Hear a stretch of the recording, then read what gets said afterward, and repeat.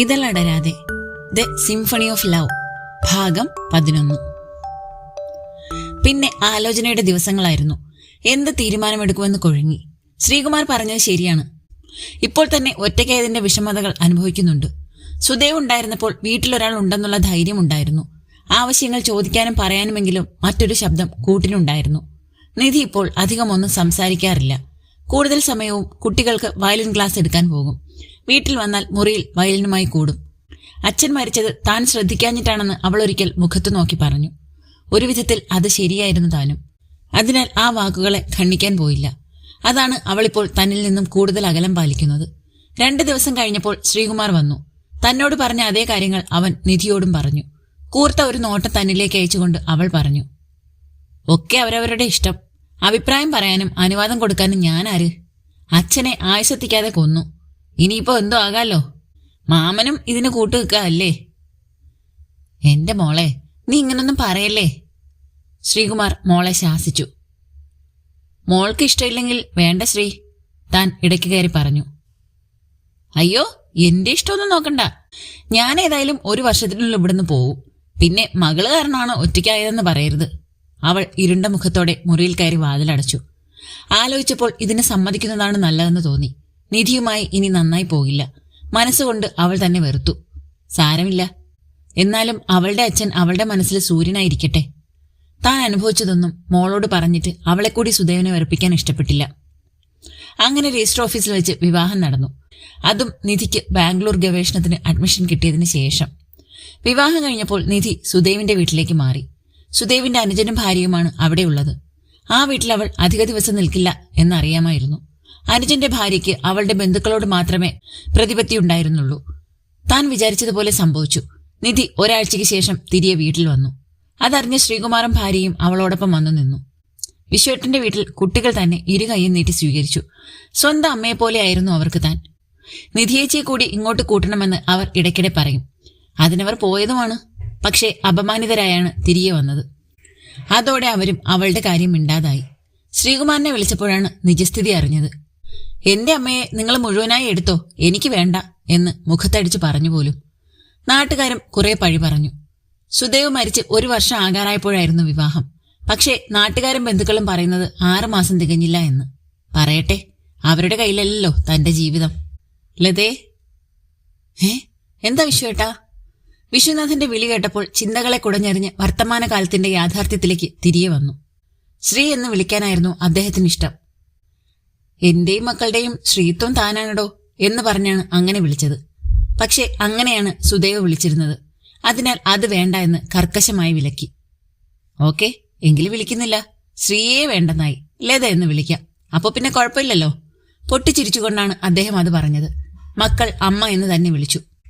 എടോ, ആ മാധവൻ വിളിച്ചു. അയാളെ അപമാനിക്കാനാണോ മോനെ പെണ്ണ് കാണിക്കാൻ വിളിച്ചതെന്ന്. മോൾക്ക് മറ്റൊരു അഫയർ ഉണ്ടെന്ന്. അത് വിശ്വേട്ടാ എന്ത് പറയുമെന്ന അങ്കലാപ്പിലായിരുന്നു. തലകുനിച്ചിരിക്കുമ്പോൾ തോളിൽ ആ കൈ അമർന്നു. മറുപടി പറയാൻ അല്പം ധൈര്യം കിട്ടി. അഫയറുള്ള കാര്യം ഞാൻ അറിഞ്ഞിരുന്നില്ലല്ലോ. ഒരു പെണ്ണ് കാണൽ കഴിയുമ്പോൾ അവളുടെ മനസ്സ് മാറുമെന്ന് വിചാരിച്ചാണ് ഞാൻ. ക്ഷമാപണം ചെയ്യുമ്പോൾ അദ്ദേഹം ആശ്വസിപ്പിക്കുകയാണ് ചെയ്തത്. സാരയില്ല, പോട്ടെ. ഒന്നും മനഃപൂർവ്വമല്ലല്ലോ. അവളെ അവളുടെ വഴിക്ക് വിട്ടേക്ക്. ഇനി ഒന്നിനും പോണ്ട. സ്വയം പര്യാപ്തയായ കുട്ടിയാണവള്. അവൾക്ക് വേണ്ടിയല്ലേ നീ സുദേവിനൊപ്പം ഇഷ്ടമില്ലാതിരുന്നിട്ട് എല്ലാം സഹിച്ച് ജീവിച്ചത്. ഇനി മതി. അവൾ ഇങ്ങോട്ട് വിളിച്ച വിശേഷങ്ങൾ തിരക്കുക, അത്രമാത്രം. എന്നാലും അവളെന്റെ മോളല്ലേ വിശ്വേട്ടാ. എനിക്ക് അവളെ ഉപേക്ഷിക്കാൻ പറ്റുമോ? അതിന് മറുപടി പറയാതെ വിശ്വനാഥൻ ഭാര്യയെ അനുകമ്പാപൂർവ്വം നോക്കി. പോട്ടെ, അത് കളയൂ. മാധവന് കുറച്ച് നീരസം ഉണ്ടായിരുന്നത് നേരാണ്. അത് അയാളുടെ മകന്റെ വിവാഹം ശരിയാകും വരെ മാത്രം. വാ, കുട്ടികളെയും വിളിക്ക്, ബ്രേക്ക്ഫാസ്റ്റ് കഴിക്കാം. ശ്രീലത എണീറ്റ് കുട്ടികളുടെ മുറിയിലേക്ക് പോകുമ്പോൾ വിശ്വനാഥൻ ഒരു ഓഫീസ് കോളിലേക്ക് പോയി. രാവിലെ ക്ലാസ് ഇല്ലാതിരുന്നത് കൊണ്ടാണ് ജെറിയുടെ അടുത്തേക്ക് പോകാമെന്ന് വെച്ചത്. താമസം മാറാൻ 1-2 ഹോസ്റ്റലിൽ വിളിച്ചിട്ടുണ്ട്. അവിടെ പോയി റൂമും നോക്കണം. വാതിലിൽ തട്ടിയപ്പോൾ അല്പനേരം എടുത്തു തുറക്കാൻ. വാതിൽ തുറന്നതും മുന്നിൽ പുതപ്പാസകലം മൂടി കിടുകിടെ വിറയ്ക്കുന്ന ജെറി. യോ, എന്താ പറ്റിയേ? പനിയാണോ? അതേടോ, ഇന്നലെ രാത്രി തുടങ്ങി. കുറച്ച് ചൂടുവെള്ളം എടുത്തു തരുമോ കുടിക്കാൻ? ജെറി ബെഡിലേക്ക് ഇരുന്നിട്ട് ഇടതുവശത്തേക്ക് ചരിഞ്ഞു വീണു. മേശയിലിരുന്ന ഫ്ലാസ്കുമായി മെസ്സിലേക്ക് ചെന്നു. അവരോട് വിവരം പറഞ്ഞിട്ട് ചൂടുവെള്ളവുമായി വേഗം തിരികെ പോന്നു. നമുക്ക് ഹോസ്പിറ്റലിൽ പോകാം, വെള്ളം ഗ്ലാസ്സിലേക്ക് പകരുന്നതിനിടയിൽ നിധി പറഞ്ഞു. നീ ഒരു പാരസെറ്റമോൾ വാങ്ങി തന്നാ മതി, കുറഞ്ഞോളും. വേണ്ട, ഹോസ്പിറ്റലിൽ പോയേ പറ്റൂ, നല്ല പനിയുണ്ട്. നിധി ഷെൽഫിൽ നിന്നും ഷർട്ടും പാൻറ്റും എടുത്തുകൊണ്ടുവന്നു. ബെഡിലിരുന്ന് തന്നെ ഡ്രസ്സ് മാറ്റാൻ ബുദ്ധിമുട്ടുന്ന ജെറിയെ ഒരമ്മയുടെ സ്വാതന്ത്ര്യത്തോടെ നിധി സഹായിച്ചു. വേണ്ട എന്ന് പറയാനുള്ള ശേഷി പോലും ഇല്ലായിരുന്നു ജെറിക്കപ്പോൾ. ഡ്രസ്സ് മാറ്റി താങ്ങി പിടിച്ച് നടത്തി മെല്ലെ താഴേക്കിറങ്ങി. റിസപ്ഷനിലെ സോഫയിൽ കൊണ്ടിരുത്തി. അവിടെ നിന്നും ഓട്ടോ വിളിപ്പിച്ചു. ആശുപത്രി പടിക്കൽ ഇറങ്ങിയതും ജെറി കുഴഞ്ഞു വീണു. അറ്റൻഡർമാർ ട്രോളിയുമായി വന്ന് ജെറിയെ എടുത്തു കിടത്തി. അതിവേഗം കാഷ്വാലിറ്റിയിലേക്ക് പാഞ്ഞു. നിധി കരഞ്ഞു. ജെറിയെ കുലുക്കി വിളിച്ചുകൊണ്ട് ട്രോളിക്കൊപ്പം ഓടി. ഗ്ലാസ് ഡോർ തുറന്ന് ട്രോളി അകത്തേക്ക് കൊണ്ടുപോയി. നിധി പുറത്ത് കാത്തിരുന്നു. ഭയവും സങ്കടവും കൊണ്ട് നിധി തളർന്നു പോയിരുന്നു. അല്പസമയം കഴിഞ്ഞപ്പോൾ ഒരു ഡോക്ടർ വന്ന് ജെറിയുടെ കൂടെ വന്ന ആളെ അന്വേഷിച്ചപ്പോൾ വേഗം എണീറ്റ് ചെന്നു. നിങ്ങള് പേഷ്യന്റിന്റെ ആരാ? ഡോക്ടർ ചോദിച്ചതിന് സുഹൃത്തെന്ന് പറഞ്ഞു. സാരയില്ല, പേഷ്യന്റ് ഇന്നലെ ഭക്ഷണമൊന്നും കഴിച്ചിട്ടില്ല. നല്ല പനിയുണ്ട്, ഡ്രിപ്പ് കൊടുത്തിട്ടുണ്ട്. ഒരു ദിവസം ഇവിടെ കിടക്കട്ടെ, നാളെ പോകാം. ഡോക്ടർ അകത്തേക്ക് പോയപ്പോൾ ഒരു നഴ്സ് വന്ന് മരുന്നുകൾ വാങ്ങി വരാൻ പറഞ്ഞ് ഒരു കുറിപ്പ് നൽകി. നിധി സമയം കളയാതെ ഫാർമസിയിലേക്ക് ഓടി മരുന്നുമായി വന്നു. കൊടുത്ത ഡ്രിപ്പ് തീർന്നപ്പോൾ റൂമിലേക്ക് മാറ്റി. കൊള്ളാം, നല്ല ആളാണ്. വയ്യെങ്കിലൊന്ന് വിളിച്ച് പറയായിരുന്നില്ലേ? എനിക്ക് നല്ല ദേഷ്യം വരുന്നുണ്ട്. ഞാൻ വല്ലാതെ പേടിച്ചുപോയി. നിധി ആവലാതിപ്പെട്ടു. ഒരു വിളറിയ ചിരി അവൾക്ക് സമ്മാനിച്ചതല്ലാതെ ജെറി ഒന്നും പറഞ്ഞില്ല. അന്ന് അവിടെ കിടന്ന് പിറ്റേന്ന് രാവിലെ ഡിസ്ചാർജ് ചെയ്തു. വൈറൽ ഫീവറാണ്, ഒരാഴ്ച കംപ്ലീറ്റ് റെസ്റ്റ് വേണം, ഭക്ഷണം നന്നായി കഴിക്കണം. ഡോക്ടർ നിർദ്ദേശങ്ങൾ നൽകി. റൂമിലെത്തിയതേ ജെറി കിടന്നു. നിധി അടുക്കളയിൽ കയറി നോക്കി. അത്യാവശ്യം പാത്രങ്ങളൊക്കെയുണ്ട്. ഇപ്പോ വരാമെന്ന് പറഞ്ഞ് പുറത്തേക്കിറങ്ങി. എണീപ്പിച്ച് ബുദ്ധിമുട്ടിക്കണ്ടല്ലോ എന്നോർത്ത് കീ എടുത്ത് പുറത്തു നിന്നും പൂട്ടിയിട്ടാണ് വന്നത്. ഹോസ്റ്റലിൽ നിന്നും കുറച്ച് ഡ്രസ്സുകൾ ഒരു ബാഗിലാക്കി വയലിനും എടുത്തുകൊണ്ട് പുറത്തിറങ്ങി. ഹോസ്പിറ്റലിൽ ഒരു സുഹൃത്തിനെ കൂട്ടിരിക്കാൻ പോകുന്നു എന്നാണ് അവിടെ പറഞ്ഞത്. അതിന് വയലിൻ കൊണ്ടുപോകുന്നത് എന്തിനാ? ക്ലാര സിസ്റ്ററുടെ കൂർമ്മ ബുദ്ധി. പറ്റിയെങ്കിൽ ക്ലാസ് എടുക്കാൻ പോകാമല്ലോ. ആ, അതത്ര വിശ്വാസം വരാത്ത മട്ടിൽ സിസ്റ്റർ ഒന്ന് കനത്തിൽ മൂളി. അത് ശ്രദ്ധിക്കാതെ നിധി അവിടെ നിന്നും ഇറങ്ങി. ബാഗും വയലിനും ജെറിയുടെ റൂമിൽ കൊണ്ടുവച്ചു. സൂപ്പർ മാർക്കറ്റിൽ പോയി അത്യാവശ്യം വേണ്ട സാധനങ്ങൾ വാങ്ങി തിരിച്ചെത്തി. ജെറി അപ്പോഴും മരുന്നിന്റെയും പനിയുടെയും സെഡേഷനിൽ ഉറങ്ങുകയായിരുന്നു. നല്ല ആവി പറക്കുന്ന പൊടിയരിക്കഞ്ഞിയും പപ്പടവും ചെറുപയർ തോരനും അച്ചാറും മേശയിൽ എടുത്തു വെച്ചിട്ട് നിധി ജെറിയെ വിളിച്ചുണർത്തി. കണ്ണു തുറന്ന് കുറച്ചുനേരം എടുത്തു ജെറി സ്ഥലകാല ബോധം വരാൻ. എണീറ്റി കഞ്ഞി കുടിച്ചേ. ജെറിയെ താങ്ങി എണീപ്പിച്ച് വാഷ്റൂമിൽ കൊണ്ടുപോയി മുഖവുമായും കഴുകിപ്പിച്ച് തിരികെ കസേരയിൽ കൊണ്ടിരുത്തി. തനിയെ കുടിച്ചോളാമെന്ന് പറഞ്ഞിട്ടും സമ്മതിക്കാതെ കഞ്ഞി സ്പൂണിൽ കോരിക്കൊടുത്തു. ഇടയ്ക്ക് നിധിയുടെ മുഖത്തേക്ക് നോക്കിയപ്പോൾ ഇവൾ തന്റെ അമ്മയോ കാമുകിയോ എന്ന് സന്ദേഹിച്ചു. ഒരു അമ്മയുടെ കരുതലോടെ അധികാരഭാവത്തോടെ അവൾ ജെറിയുടെ ഉത്തരവാദിത്തം ഏറ്റെടുത്തു. രാത്രി പായ വിരിച്ച് തറയിലാണ് നിധി കിടന്നത്. നീ എന്തിനാ ഇങ്ങനെ ബുദ്ധിമുട്ടുന്ന നിധി? എനിക്ക് കുഴപ്പമൊന്നുമില്ല, റൂമിൽ പൊയ്ക്കോ. കുഴപ്പമുണ്ടോന്ന് ഞാൻ ചോദിച്ചോ? ഇല്ലല്ലോ. നിന്റെ ഹോസ്റ്റലിൽ പ്രശ്നമാക്കില്ലേ? ഓ, ആക്കിക്കോട്ടെ. ഇനി ഏതായാലും അധിക ദിവസം അവിടെ നിൽക്കാൻ പറ്റില്ല. ഞാൻ വേറെ റൂം നോക്കുന്നുണ്ട്. ചോദ്യങ്ങൾ കഴിഞ്ഞെങ്കിൽ ഇനി എനിക്ക് ഉറങ്ങാമല്ലോ. നിധി പുതപ്പ് തലവഴി വലിച്ചിട്ടു. ഇതെന്തൊരു അവതാരമാണ്! ഒരു കൂസലുമില്ലല്ലോ ഇവക്ക്. എന്ത് പറഞ്ഞാലും കൃത്യമായ മറുപടി കൊണ്ട് തന്റെ വായടപ്പിക്കുന്നു. ഇനി വല്ലതും ചോദിച്ചാൽ നല്ലത് കേൾക്കേണ്ടി വരുമെന്ന് ഉറപ്പുണ്ടായിരുന്നതിൽ ജെറി മിണ്ടാതെ കിടന്നു. രാവിലെ തക്കാളി ചട്നിയും ദോശയും ഉണ്ടാക്കി കഴിപ്പിച്ച് മരുന്നും എടുത്തു കൊടുത്തിട്ടാണ് നിധി ക്ലാസ്സിൽ പോയത്. 12 മണിക്ക് തിരിച്ചെത്തി. ഉച്ചയ്ക്കത്തെ കഞ്ഞി തയ്യാറാക്കുമ്പോൾ ജെറി വിളിച്ചു പറഞ്ഞു, ഇവിടെ കുടിക്കോ, വായ്ക്ക് രുചിയായി വല്ലതും കഴിക്കാലോ. അയ്യടാ, ഞാനെന്താ നിന്റെ വേലക്കാരിയാണോ? പിന്നെ കൂടുന്ന കാര്യത്തിന് ഉടനെ ഒരു തീരുമാനം ഉണ്ടാവും. കെട്ടും കിടക്കോയി ഞാനിങ്ങ് പോരും മോനെ. എന്റെ പൊന്നെ, ചതിക്കല്ലേ. ഞാൻ കാര്യം പറഞ്ഞതാണ്. ഏതായാലും എല്ലാവരെയും ബോധ്യപ്പെടുത്തിയ ഒരു വിവാഹം നമുക്കുണ്ടാവില്ല. എനിക്കൊരു ജോലി ഇട്ടട്ടെ. നീ എന്നെ ഇട്ടിട്ട് പോയാൽ പോലും എനിക്ക് ജീവിക്കണ്ടേ? നമ്മൾ തമ്മിലുള്ള ബന്ധത്തിന്റെ ഉത്തരവാദിത്തം നമുക്ക് മാത്രമാണ്. അപ്പോ അതിനോട് 100% സത്യസന്ധതയും ആത്മാർത്ഥതയും പുലർത്താൻ നാം ബാധ്യസ്ഥരാണ്. അതിൽ നിന്നും ഒരാൾക്ക് പിന്മാറണമെന്ന് തോന്നിയാൽ പരസ്പര ധാരണയോടെ വിട്ടുപോവുക. പരസ്പരം ചുമക്കേണ്ട ഒരാവശ്യവുമില്ല. അതിലിടപെടാൻ ആരും വരികയില്ല. കഞ്ഞി പാത്രത്തിലാക്കി ടേബിളിൽ കൊണ്ടുവയ്ക്കുമ്പോൾ നിധിയുടെ മുഖത്ത് നിശ്ചയദാർഢ്യം സ്ഫുരിക്കുന്നത് കണ്ടു. അതെ, ഇനി ഇതിങ്ങനെ നീട്ടിക്കൊണ്ടു പോകുന്നതിൽ യാതൊരു അർത്ഥവുമില്ല. തീരുമാനം എന്തായാലും അതുടനെ എടുത്തേ പറ്റൂ. വെറുതെ മരിയയെ കാത്തു നിർത്തുന്നതിൽ അർത്ഥമില്ല. താൻ തീരുമാനമെടുക്കാതെ മരിയ പിന്മാറുകയില്ല. നിധി, നീ ചിന്തിച്ച് ചിന്തിച്ച് എവിടെ എത്തി? ജീവിക്കാൻ തുടങ്ങുന്നതിന് മുന്നേ വിട്ടുപോകുന്ന കാര്യമാണോ ആലോചിക്കുന്നത്? വേണം, ചിന്തിക്കണം, പലതും. എന്തോ അഭിമുഖീകരിക്കാൻ തയ്യാറെടുത്തല്ലേ പറ്റൂ. എന്റെ അമ്മയും അച്ഛനും എനിക്ക് വേണ്ടി പരസ്പരം ചുമന്ന് ജീവിതം തീർക്കുന്നത് കണ്ടതാണ് ഞാൻ. ആ അവസ്ഥ നമുക്കൊരിക്കലും ഉണ്ടാവരുത്. വാ, വന്ന് കഞ്ഞി കുടിക്ക്. ആദ്യം ആരോഗ്യം ശരിയാവട്ടെ, എന്നിട്ടാവാം ബാക്കി. നിധി ഭക്ഷണം കോരിക്കൊടുക്കാൻ തുനിഞ്ഞപ്പോൾ ജെറി വിലക്കി. ഇങ്ങതാ, ഞാൻ കുടിച്ചോളാം. നീയും വാ, ഇവിടെ ഇരിക്ക്, ഒന്നിച്ച് കഴിക്കാം. നിധി സ്പൂണ് ജെറിയുടെ കയ്യിൽ കൊടുത്തിട്ട് മറ്റൊരു പ്ലേറ്റിൽ കഞ്ഞിയെടുത്ത് ജെറിക്കെതിരെ ഇരുന്നു. ഭക്ഷണം കഴിക്കുമ്പോൾ രണ്ടുപേരും അവരവരുടെ ലോകത്തായിരുന്നു. ജെറി എന്തും നേരിടാൻ മനസ്സിനെ ഒരുക്കുകയായിരുന്നു. ഉച്ച കഴിഞ്ഞപ്പോൾ വിധു വന്നു. നിധിയെ കണ്ടപ്പോൾ അവന് സംശയം. ഇനി ഇവരൊന്നിച്ച് താമസം തുടങ്ങിയോ? എന്താടാ മണവാള, സ്വപ്നലോകത്തെ ബാലഭാസ്കരെ പോലെ നിൽക്കുന്നത്? നീ സംശയിക്കുന്നത് പോലെ ഞങ്ങൾ ഒന്നിച്ച് പൊറുതിയൊന്നും തുടങ്ങിയില്ല. എന്റെ ബൈസ്റ്റാൻഡറാണ് നിധി. പനി പിടിച്ചതും നിധി ഹോസ്പിറ്റലിൽ കൊണ്ടുപോയതും വിധുവിന് വിശദമായി പറഞ്ഞു കേൾപ്പിച്ചു. വിധു, ഭക്ഷണം കഴിച്ചിട്ടില്ലെങ്കിൽ ഇത്തിരി കഞ്ഞിയും പയറും ബാക്കിയുണ്ട്, എടുക്കട്ടെ? പാത്രങ്ങൾ കഴുകിവെച്ച് കൈ ടവലിൽ തുടച്ചുകൊണ്ട് നിധി ഹാളിലേക്ക് വന്നു. വേണ്ടടോ, കഴിച്ചിട്ടാണ് പോകുന്നത്. ഞാൻ ഇന്ന് തന്നെ തിരിച്ചു പോവുകയാണ്. ഓഫീസിൽ ഒരു അത്യാവശ്യം ഉണ്ടായിരുന്നു. നിന്നെ ഒന്ന് കണ്ടിട്ട് പോകാമെന്ന് കരുതിയാണ് ഇങ്ങോട്ട് വന്നത്. വൈകിട്ട് 6 മണിയായപ്പോൾ വിധു പോയി. അവന്റെ കല്യാണം കൂടാൻ പോകാൻ പറ്റാത്തതിൽ നിരാശയുണ്ട്. ഇത്രയും ദിവസം ലീവിലായിരുന്നതുകൊണ്ട് ഇനിയും ലീവ് എടുക്കുന്നതിലെ ഔചിത്യക്കുറവ് പിന്നോട്ട് വലിച്ചു. 2 ദിവസം കൂടി കഴിഞ്ഞപ്പോൾ ജെറിയുടെ ആരോഗ്യം നോർമലായി. ശനിയാഴ്ച ഒന്നുകൂടി ചെക്കപ്പിന് പോയി. ഞായറാഴ്ച ഹോസ്റ്റലിലേക്ക് തിരിച്ചു വന്നപ്പോൾ ബാഗും മറ്റ് സാധനങ്ങളും വിസിറ്റിംഗ് ഹാളിന്റെ സമീപം ഇരിക്കുന്നത് കണ്ട നിധി അമ്പരന്നു. കോളിംഗ് ബെൽ അമർത്തിയപ്പോൾ സിസ്റ്റർ ക്ലെമന്റ് നിധിയെ കാത്തിരുന്നത് പോലെ മുന്നിൽ പ്രത്യക്ഷപ്പെട്ടു. ഇതെന്താ സിസ്റ്റർ? തനിക്കിനി ഇവിടെ റൂമില്ല. തോന്നിയാസം നടക്കുന്നവർക്ക് താമസിക്കാനുള്ളതല്ല ഈ സ്ഥാപനം. ഇവിടെ മാനമര്യാദയ്ക്ക് ജീവിക്കുന്ന കുട്ടികളാണുള്ളത്. അവരുടെ രക്ഷിതാക്കൾ ചോദിച്ചാൽ ഞങ്ങളാണ് സമാധാനം പറയേണ്ടത്. അതുകൊണ്ട് ഇപ്പോ ഇവിടെ നിന്ന് ഇറങ്ങണം. ദാ, എല്ലാം അവിടെ എടുത്തു വെച്ചിട്ടുണ്ട്. തോന്നിയാസം നടന്നു?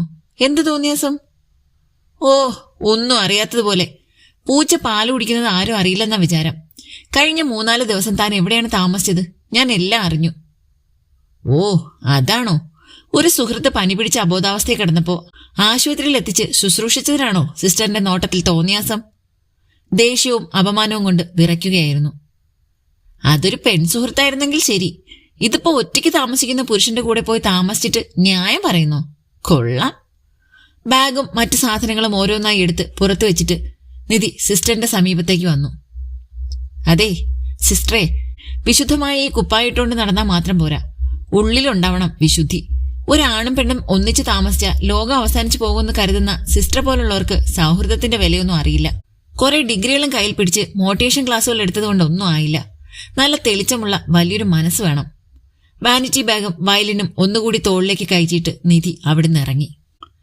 മുട്ടുകെട്ട് വാതിൽ തുറന്നപ്പോൾ ഗൗരവം മുറ്റിയ മുഖവുമായി കുറെ ബാഗുകൾക്ക് നടുവിൽ നിൽക്കുന്ന നിധി. ആ, ഞാൻ ഭയന്നത് സംഭവിച്ചു അല്ലേ? ഏതായാലും കയറിവാ. നിധിയെ അകത്തേക്ക് ക്ഷണിക്കുമ്പോൾ വളരെ നാളായുള്ള ഒരു പ്രശ്നത്തിനുള്ള ഉത്തരവുമായിരുന്നു അത്. ശുശ്രൂഷയ്ക്കായി കൂടെ നിൽക്കുമ്പോൾ തന്നെ ജെറി മനസ്സിനെ ഒരുക്കുകയായിരുന്നു. എന്താടോ മുഖം വല്ലാതിരിക്കുന്നത്? സിസ്റ്ററുമായിട്ട് വഴക്കിട്ടോ? ആ, ചെറുതായിട്ട്. താഴ്ന്ന ശബ്ദത്തിലാണ് നിധി അത് പറഞ്ഞത്. എന്തിനാടോ വെറുതെ? പിന്നെ ഞാൻ കണ്ടവന്റെ കൂടെ പുറത്തിട്ട് വരുന്നു എന്നൊക്കെ പറഞ്ഞ ദേഷ്യം വരില്ലേ? ആ, അത് ശരിയല്ലേ. സിസ്റ്റർ പറഞ്ഞതിലെന്താ തെറ്റ്? എടോ, നമ്മുടെ നാടിന്റെ പുരോഗതിക്കനുസരിച്ച് മനസ്സുകൾ പുരോഗമിച്ചിട്ടില്ല. അതിപ്പോഴും 16-ാം നൂറ്റാണ്ടിൽ തന്നെയാണ് നിൽപ്പ്. പിന്നെ ചില വിവേകമില്ലാത്ത പിള്ളേര് ഓരോന്ന് കാണിച്ചു കൂട്ടുന്നതിന്റെയൊക്കെ ഭവിഷ്യത്ത് എല്ലാവരും കൂടി അനുഭവിക്കുന്നു, അത്ര തന്നെ. രണ്ടാളും കൂടി ബാഗുകളൊക്കെ റൂമിലേക്ക് മാറ്റി. ഇനി ഈ റൂമും ഇതിലുള്ള എല്ലാം നമുക്ക് രണ്ടാൾക്കും കൂടിയുള്ളതാണ്. നിന്റെ വസ്ത്രങ്ങൾ, സാധനങ്ങൾ എല്ലാം എടുത്ത് അലമാരയിൽ വെച്ചോളൂ. എന്നിട്ട് ഈ സൂട്ട് കേസും ബാഗുകളും ബെർത്തിലേക്ക് മാറ്റ്. ജെറി അല്പം നാടകീയത കലർത്തി പറഞ്ഞു. നിധി അത് ശ്രദ്ധിക്കാതെ മറ്റൊരു നിർദ്ദേശം വയ്ക്കുകയാണ് ഉണ്ടായത്. ജെറി, നമുക്ക് ഈ റൂമിൽ നിന്നും ഒരു ഫ്ളാറ്റിലേക്ക് മാറാം. വാടകയും ബാക്കി എല്ലാ ചെലവുകളും 50-50 ആക്കാം. ഒരാൾ തന്നെ എല്ലാം വഹിക്കേണ്ട ആവശ്യമില്ല. ഓക്കെ. ഇതൊക്കെ നമ്മൾ എത്ര തവണ പറഞ്ഞു കഴിഞ്ഞതാണ്. ഏതായാലും ഒരു ഫ്ളാറ്റ് കിട്ടുന്നത് വരെ ഇവിടെ താമസിച്ചല്ലേ പറ്റൂ. ആദ്യം നീ നിന്റെ മൂഡൊന്ന് ശരിയാക്ക്. എന്റെ മൂഡ് തെറ്റാനുള്ളതും തെറ്റിക്കാനുള്ളവരും ഒക്കെ ഉടനെ എത്തും. അപ്പോഴേക്കും നീ ഉഷാറായിരുന്നോ? ചിരിച്ചുകൊണ്ടാണ് ജെറി അത് പറഞ്ഞതെങ്കിലും ആ മനസ്സിലെ ആധി മുഖത്ത് നന്നായി പ്രതിഫലിക്കുന്നുണ്ടായിരുന്നു.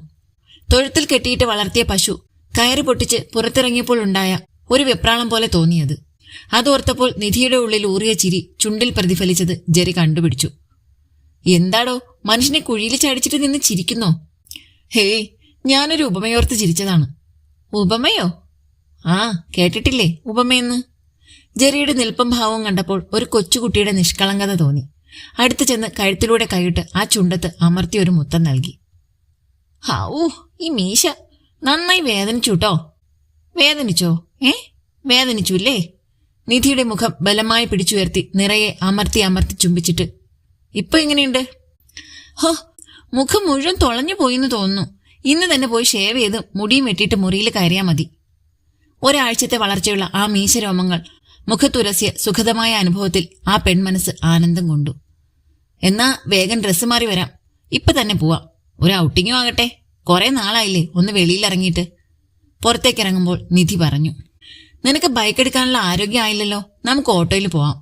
ശരി, വെയിലും കൊള്ളണ്ടല്ലോ. ജെറി സമ്മതം മൂളി. ആദ്യം കണ്ട ജെൻസ് ബ്യൂട്ടി പാർലറിൽ ജെറി കയറി. നിധി പുറത്ത് കാത്തിരുന്നു. വാ പോകാം. അരമണിക്കൂർ കഴിഞ്ഞപ്പോൾ ഗ്ലാസ് ഡോർ തുറന്ന് ചിരിയോടെ ജെറി ഇറങ്ങി വന്നു. മനോഹരമായി വെട്ടിയൊതുക്കിയ താടിയും മുടിയും. മുഖത്ത് ഒരു ചൈതന്യം വന്നിട്ടുണ്ട്. എങ്കിലും മുഖം അല്പം ക്ഷീണിച്ചു പോയിരുന്നു. നമുക്കൊന്ന് രണ്ട് ഫ്ലാറ്റിന്റെ ലൊക്കേഷനിൽ പോകാം, അത് കഴിഞ്ഞിട്ട് ഫുഡ് കഴിക്കാം. ആയിക്കോട്ടെ, പോയേക്കാം. ഉച്ചയ്ക്ക് മുന്നേ അത്യാവശ്യം സൗകര്യങ്ങളും ഒരു ബെഡ്റൂമും ഹാളും നല്ലൊരു കിച്ചണും ബാൽക്കണിയുമുള്ള ഫ്ളാറ്റ് സംസാരിച്ചുറപ്പിച്ചു. വെള്ളവും സൂപ്പർ മാർക്കറ്റും റോഡ് സൗകര്യവുമുള്ള സ്ഥലമായിരുന്നു അത്. അടുത്ത മാസം അവിടേക്ക് താമസം മാറ്റണം. ഭക്ഷണം കഴിച്ചിറങ്ങിയപ്പോൾ ബാംഗ്ലൂരെ പ്രശസ്തമായ കൊമേഴ്സ്യൽ സ്ട്രീറ്റ് കാണണമെന്നായി നിധിക്ക്. ഒറ്റയ്ക്ക് പോകാനുള്ള മടി കൊണ്ട് മാറ്റിവെച്ചതാണ് അവിടേക്കുള്ള പോക്ക്. അവിടുന്ന് തന്നെ ഒരു ടാക്സി ഏർപ്പാടാക്കി അവർ യാത്ര തിരിച്ചു. ജെറിയുടെ ആദ്യത്തെ ഭയമൊക്കെ പോയി ഒരു ധൈര്യവും തന്റെ ഇടവും കൈവന്നതായി തോന്നി. എന്തും നേരിടാനുള്ള ഒരു കരുത്ത് മനസ്സിൽ സ്വരൂപിച്ചു കഴിഞ്ഞിരുന്നു.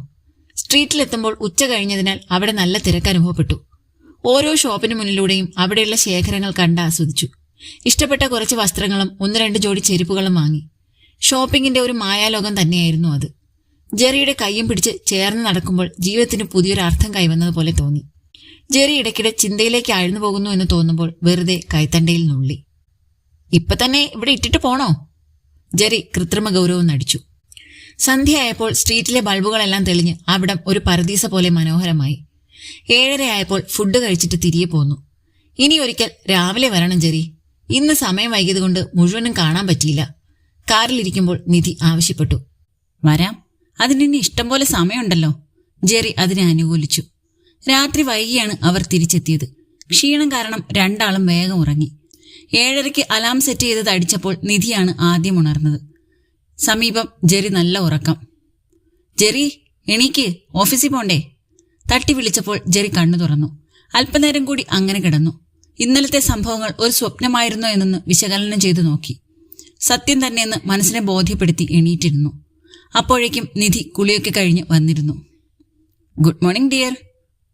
Good morning. ഒരു തണുത്ത ആശംസ തിരികെ കൊടുത്ത് ജെറി പേസ്റ്റും ബ്രഷുമായി വാഷ്റൂമിലേക്ക് കയറി. ജെറി കുളിച്ചു വന്നപ്പോഴേക്കും ആവി പറക്കുന്ന ഉപ്പുമാവും പാൽക്കാപ്പിയും റെഡിയായിരുന്നു. ഇന്നത്തേക്ക് മാത്രമാണ് കേട്ടോ ഈ സൗജന്യം. നാളെ മുതൽ എന്നെ സഹായിക്കാൻ കൂടിക്കോണം. ഈ ഭക്ഷണം ഉണ്ടാക്കൽ ഒഴിവാക്കി തരാമോ? അതിന് പകരം പാത്രങ്ങൾ മുഴുവൻ ഞാൻ കഴുകിക്കോളാം. അതൊക്കെ ആലോചിക്കാം. ഇപ്പൊ ഓഫീസിൽ പോകാൻ നോക്ക്. 3 ആഴ്ചയോളായില്ലേ പോയിട്ട്. ഇന്ന് ഓട്ടോ വിളിച്ച് പോയാൽ മതി. ഇന്നലെ കുറെ നടന്നതല്ലേ. കാലിന് എന്തെങ്കിലും പ്രശ്നമുണ്ടോ ജെറി? ഓ, അത്ര വലിയ പ്രശ്നമില്ല. എങ്കിലും ചെറിയൊരു വേദനയുണ്ട്. നടക്കണമെന്നല്ലേ ഡോക്ടർ പറഞ്ഞത്. എന്നാലും ബൈക്ക് എടുക്കാൻ വരട്ടെ. ഓ ശരി ശരി. കൈ കഴുകി തുടച്ച് ലാപ്ടോപ്പ് ബാഗും എടുത്ത് തോളിലിട്ട് യാത്ര പറഞ്ഞിറങ്ങി. റിസപ്ഷനിൽ റൂം വെക്കേറ്റ് ചെയ്യുന്ന കാര്യം അറിയിച്ചു.